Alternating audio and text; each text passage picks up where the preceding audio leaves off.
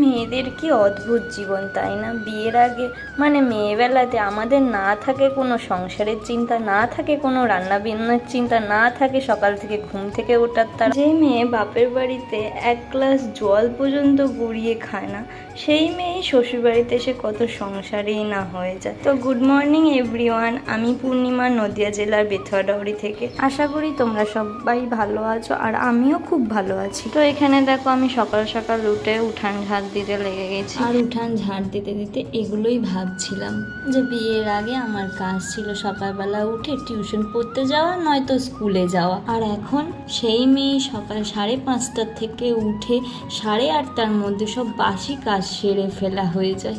তারপর স্নান সেরে পুজো করে আমাকে আবার রান্নার দিকেও ঢুকতে হয়, কারণ 8:30 থেকে 9টার মধ্যে আমাকে যে করেই হোক টিফিন নামিয়ে দিতে হয় সকালবেলা।